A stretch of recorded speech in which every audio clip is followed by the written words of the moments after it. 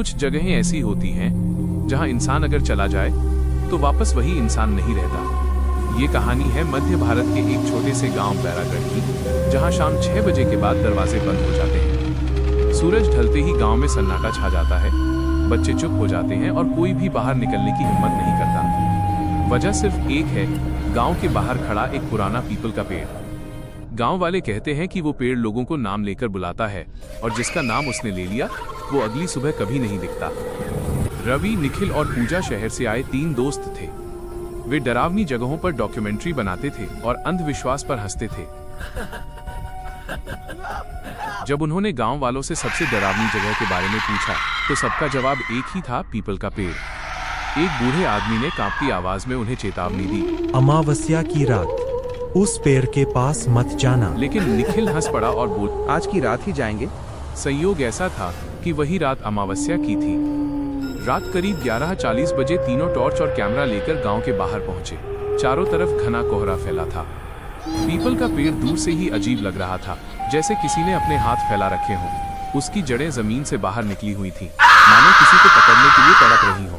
तभी अचानक हवा चलनी बंद हो गई और सन्नाटा इतना गहरा हो गया कि अपनी सांसों की आवाज सुनाई देने लगी। अचानक किसी ने बहुत धीमी आवाज में कहा, रवि।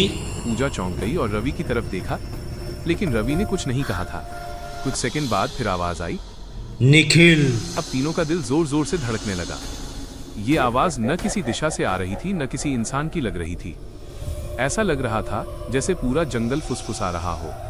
पीपल के पेड़ के ठीक नीचे एक पुराना कुआं था, जिसमें सालों से पानी नहीं था।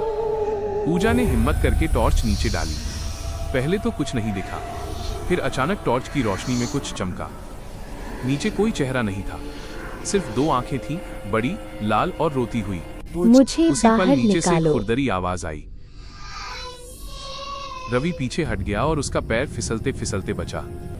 तभी गांव के कई लोग मशाले लेकर वहां पहुंच गए। एक बूढ़ी औरत ने चीखते हुए कहा कि इसे मत देखो, ये वही है। गांव वालों ने बताया कि करीब 20 साल पहले इसी जगह एक तांत्रिक औरत रहती थी। उसने गांव को चेतावनी दी थी कि यहाँ बड़ा अनर्थ होने वाला है। गांव वालों ने उसे झूठा और मनहूस कहकर जिंदा ही पीपल के पेड़ के नीचे गाड़ दिया और ऊपर से ये कुआं बंद कर दिया। मरते वक्त उसने बदला लेने की कसम खाई थी। अचानक तेज हवा चलने लगी, पीपल का पेड़ जोर जोर से हिलने लगा और उसकी डालियों से अजीब आवाजें आने लगी। उसी डरावनी आवाज ने कहा, मुझे एक चाहिए, देह में मैं बारी सभी को छोड़ दूंगी। काले धुएं जैसा साया पेड़ के तने से बाहर निकला और धीरे धीरे पूजा के सामने आकर रुक गया। साया पूजा के कान के पास फुसफुसाया, तेरा नाम सबसे पहले लिया गया था। अगली सुबह गांव में सब कुछ शांत था। पीपल का पेड़ आधा सूख चुका था और कुएं को पत्थरों से पूरी तरह बंद कर दिया गया था। रवि और निखिल जिंदा थे, लेकिन पूजा कहीं नहीं थी। गांव वालों ने राहत की सांस ली और मान लिया कि अब सब खत्म हो गया है। 6 महीने बाद शहर के एक बड़े पार्क में एक नया पीपल का पेड़ लगाया गया। रात के 12 बजे वहां एक लड़की खड़ी थी। उसका चेहरा बिल्कुल पूजा जैसा था, लेकिन आंखें वैसी नहीं थीं। वो हल्की सी मुस्कुराई और बहुत धीमी आवाज में किसी का नाम लिया, रवि, और उसी पल हवा चलनी बंद हो गई। रवि के कानों में वो नाम ऐसे गूंजा जैसे किसी ने सीने के अंदर से पुकारा हो। पार्क की लाइटें एक एक करके बुझने लगी।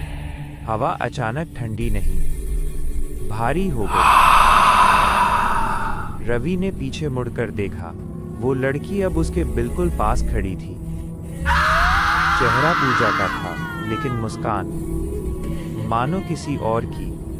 पूजा, धीमी टूटी आवाज, तुम मुझे छोड़कर क्यों चले गए तुम थे? पूजा नहीं हो।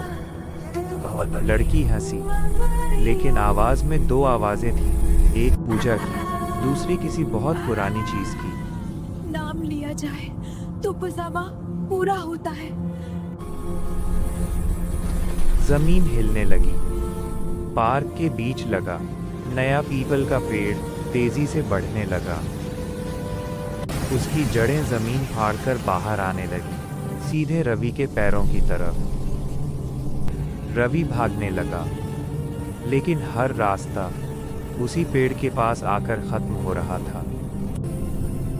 अचानक उसके फोन में कैमरा ऑन हो गया। स्क्रीन पर एक पुराना वीडियो चल रहा था, बैरागढ़ की वही रात। वीडियो में निखिल और पूजा चिल्ला रहे थे, नाम मत बोलना, जो भी हो नाम मत लेना। लेकिन वीडियो में रवि के होंठ अपने आप हिलने लगे। अनजाने में पूजा। जैसे ही नाम पूरा हुआ, सब कुछ शांत हो गया।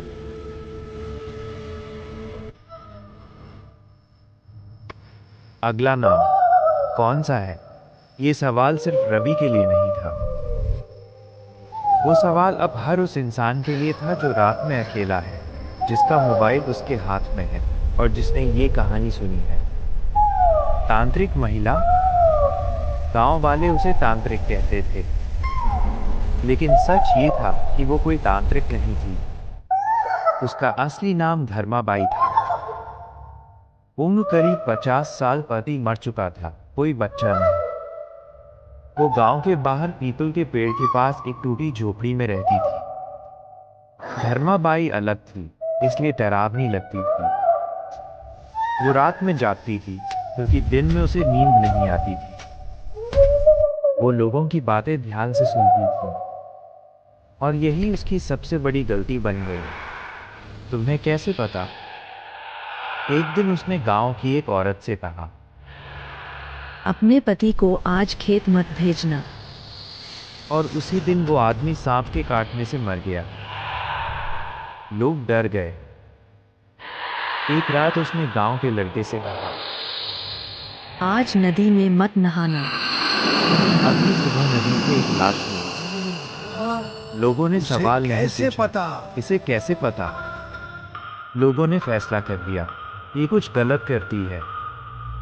सच जो किसी ने नहीं सुना, धर्माबाई दरअसल मरने से पहले की आवाज़ें सुन सकती है। जब कोई इंसान अंदर से टूट जाता है, जब मौत बहुत पास होती है, तो उसका डर हवा में रह जाता है। और वही डर धर्माबाई सुन लेती थी। उसने गांव वालों को चेताया था, जो आवाजें मैं सुन रही हूँ, वो मुझसे नहीं आ रही, वो किसी और को ढूंढ रही है। अमावस्या की रात। उस रात गांव का एक बच्चा बीमार पड़ा। डॉक्टर दूर था, दवा नहीं मिली, बच्चा मर गया और गांव को किसी को दोष देना था। डर हमेशा कमजोर को ही चुनता है। कि ये एक हराई थी। जो किया गया वो हत्या थी। अमावस्या की रात लोग मशाल लेकर आए। किसी ने उसका नाम नहीं लिया, सब उसे वो औरत कहते रहे, क्योंकि नाम लेने में डर लगता है। उसे पीपल के पेड़ से बांधा गया। उसने चिल्लाया नहीं, रोई नहीं, बस एक बात कही, अगर मेरा नाम मिटाओगे तो मैं नामों में लौटूंगी। लोगों ने उसे जिंदा दफना दिया। लेकिन असली डर यहीं शुरू हुआ। मरने के बाद क्या हुआ? धर्माबाई मरी नहीं, उसका शरीर मरा, लेकिन उसका डर हवा में रह गया। अब वो पीपल में नहीं रहती, वो रहती है उन लोगों में जो उसका नाम जानते हैं। इसलिए वो नाम लेकर बुलाती है, क्योंकि जिसने उसका नाम लिया वो उसकी जगह लेने के करीब आ जाता है। रवि, पूजा, निखिल क्यों? क्योंकि उन्होंने कहानी नहीं सुनी थी, उन्होंने कंटेंट देखा था और डर को मजाक समझ लिया था। धीमी ठंडी आवाज धर्माबाई बदला नहीं लेती, वो सिर्फ अपनी जगह भरती है। हर पीपल का पेड़ एक अधूरी आत्मा है और हर आत्मा एक नाम ढूंढ रही है। तुम्हें लग रहा है ये सिर्फ कहानी है, तो आज रात अगर कोई आवाज तुम्हें नाम से बुलाए तो जवाब मत देना, क्योंकि अगला पेड़ तुम्हारे